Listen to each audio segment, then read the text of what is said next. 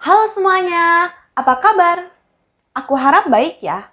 Perkenalkan, nama aku Olivia dari kelas 11 IPA 2 Sekolah Dian Harapan dan Mogot. Nah, sebelumnya, apa ada yang pernah dengar tentang database system? Kalau belum pernah atau masih kurang paham, yuk simak video ini. Kita akan membahas pengertian basis data, contoh-contoh data, aplikasi untuk menyimpan data, masalah dan solusi dari penyimpanan data. Kita juga akan melihat apa itu DMS, Data Management System, contohnya, serta jenis pengguna database. Basis data atau yang kerap disebut database adalah kumpulan data yang disimpan dengan sistem tertentu dan saling berhubungan sehingga dapat dikelola dengan mudah. Terus, apa sih data? Data itu adalah fakta dan statistik yang dikumpulkan bersama untuk referensi atau analisis. Jadi secara singkat, data adalah fakta atau sejenis informasi dan database adalah kumpulan dari data tersebut. Contoh data ada banyak sekali. Nama seseorang bisa disebut data. Umur, tanggal, itu juga disebut data. Lalu ada kumpulan data seperti daftar pasien di sebuah rumah sakit, hasil survei, daftar murid, data diri. Di sosial media juga ada chat history. Selain itu, data juga bisa dalam bentuk foto ataupun video. Dan statistik yaitu kumpulan data yang sudah disajikan dalam bentuk seperti tabel hingga grafik, itu juga data. Banyak sekali aplikasi untuk menyimpan data. Contohnya Microsoft Excel dan Microsoft Access.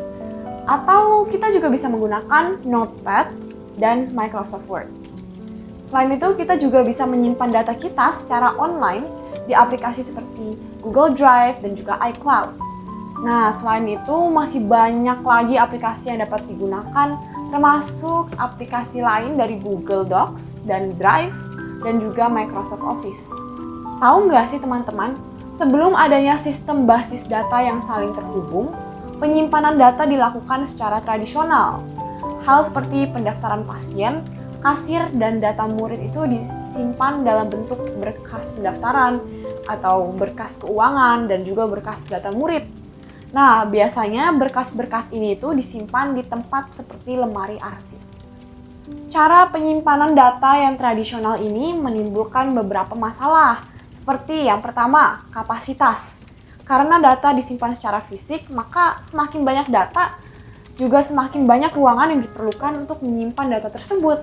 Yang kedua, keamanan. Data ini rentan untuk rusak, hilang, ataupun dicuri oleh orang, seperti kertas-kertas yang mudah terselip ataupun rusak karena terinjak dan sebagainya. Lalu, yang ketiga adalah kecepatan. Karena ada berkas yang banyak ini, dia akan menimbulkan masalah saat kita mau mencari data yang spesifik. Ya kan? Bayangin aja ada misalnya 1000 kertas dan teman-teman harus cari satu data spesifik dari 1000 kertas itu. Bayangin, gimana susahnya kita nyari itu data. Apalagi kalau lemari penyimpanannya juga sampai bertingkat-tingkat gitu. Bayangin tuh, mau cari sebuah data aja kita harus manjat kursi buat cari data dan file tersebut gitu. Lalu berikutnya masalahnya adalah duplikasi dan redundansi atau redundancy. Nah, karena bisa terjadi modifikasi dari data yang ada gitu, jadi ada versi-versi yang banyak, akan terjadi penumpukan file yang sebenarnya isinya itu sama saja. Lalu masalah yang kelima adalah ketidakkonsistenan data. Lanjut dari topik modifikasi data tadi, saat kita memodifikasi suatu data di satu file itu, data yang sama di file lain itu tidak akan berubah dan kita harus mengubahnya secara manual. Jadi sangat repot ya. Lalu masalah yang keenam itu keterbatasan membagi data. Data ini tidak bisa dipakai semua aplikasi gitu, atau tidak kompatibel untuk beberapa aplikasi. Ataupun datanya juga tidak bisa diakses semua orang dan hanya bisa diakses oleh yang memegang data tersebut atau adminnya. Lalu solusinya adalah dengan adanya basis data. Jadi basis data yang menggunakan teknologi seperti komputer dan internet itu bisa dengan mudahnya mengatasi masalah yang baru saja kita bahas. Solusi yang pertama itu dia menyediakan kelengkapan. Jadi informasi-informasi itu bersifat lengkap. Kita bisa dengan mudah menginput data dan melihat data mana nih yang kurang lengkap agar bisa segera diisi. Atau di aplikasi seperti Google Form misalnya, kita bisa membuat setting inputnya menjadi required, sehingga nggak bakal ada data yang terlewatkan. Dan ada informasi tambahan juga. Kalau kita ada di File Explorer misalnya, kita bisa lihat kapan tanggal suatu file dibuat, jamnya, dan oleh siapa, tanpa kita harus mengisinya secara manual. Lalu, solusi yang ditawarkan yang kedua adalah kebersamaan pemakaian, atau yang namanya shareability. Jadi dia memudahkan akses file. Satu file itu bisa diakses oleh beberapa pengguna secara bersamaan. Jadi kita itu nggak perlu pakai satu laptop misalnya berlima gitu. Ataupun si file ini mudah dikirim ke pengguna lain melalui aplikasi surat elektronik seperti Gmail gitu. Jadi nggak usah repot-repot itu, dalam hitungan detik kita bisa langsung mengirim filenya.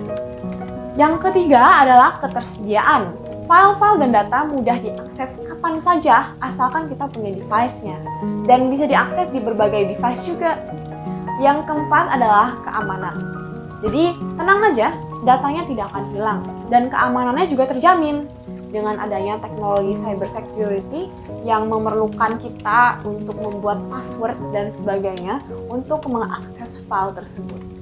Dan data yang terhapus pun masih ada backup-nya. Jadi data-data tersebut relatif aman. Lalu, solusi yang kelima adalah efisiensi ruang penyimpanan. Data tidak akan memakan tempat karena bisa disimpan di hard disk yang ukurannya itu kecil gitu. Ataupun di cloud seperti iCloud, Google Drive, dan OneDrive dan sebagainya juga yang menggunakan teknologi di mana kita itu upload ke cloud tersebut dan kita bisa akses dari berbagai tempat. Dan ruang penyimpanannya juga itu bisa muat banyak sekali, asalkan kita membeli storage tersebut gitu dari perusahaan yang menyediakan. Lalu yang keenam, kecepatan dan kemudahan.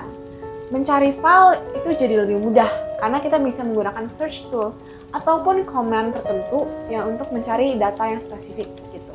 Sebagai contoh, fungsi VLOOKUP dalam Microsoft Excel bisa memudahkan kita untuk mencari sebuah data. Namun, suatu kekurangan dari basis data ini itu dia relatif agak ribet. Jadi, dia itu perlu orang yang cukup ahli untuk mengatur data-data tersebut. Berikutnya adalah Database Management System atau DBMS.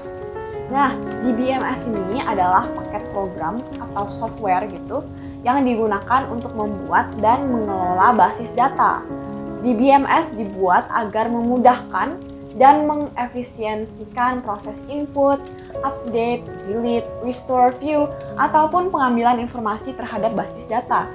Contoh dari database management system itu ada Microsoft Access dan Microsoft Excel dan juga MySQL. Sekarang kita akan melihat berbagai pengguna basis data. Yang pertama ada DBA atau Database Administrator. Dia adalah figur yang bertanggung jawab terhadap pengelolaan basis data. DBA ini adalah peringkat tertingginya. Nah, Database Administrator inilah yang akan melakukan hal seperti mendefinisikan pola basis data, memberikan struktur penyimpanan dan metode akses, memberikan kekuasaan kepada user untuk mengakses data. Dia juga akan memantau kinerja sistem, menentukan keamanan data, dan juga merencanakan backup dan recovery. Lalu berikutnya ada programmer. Programmer lah yang berperan untuk membuat aplikasi dan menghubungkannya dengan database. Kalau kita menggunakan contoh aplikasi seperti Scratch atau Photoshop, maka database administratornya adalah orang yang bekerja di headquarter atau mungkin di kantornya. Dia bekerja secara langsung dengan data-data yang diperoleh gitu. Pekerjaannya akan menggunakan hal seperti statistik dan pasti memerlukan database management system. Programmer inilah yang akan membuat aplikasinya yang dapat kita download gitu. Selanjutnya pengguna aplikasi, yaitu seseorang yang dapat memberikan perintah tambahan pada basis data. Yang terakhir ada pengguna akhir. Dia yang hanya dapat mengguna aplikasinya saja gitu. Kalau di contoh Scratch ataupun Photoshop, berarti pengguna aplikasi adalah seperti creator yang menggunakan aplikasi tersebut. Saat hasilnya, kalau di Scratch berarti game atau programnya dipublikasikan, dan kalau di Photoshop hasil edit atau gambarnya yang diekspor lalu di-share gitu. Nah, hasil itulah yang akan dinikmati oleh pengguna akhir. Segitu saja video untuk kali ini. Terima kasih sudah menyaksikan dan aku harap teman-teman mendapatkan ilmu atau wawasan baru. Thanks for watching everyone.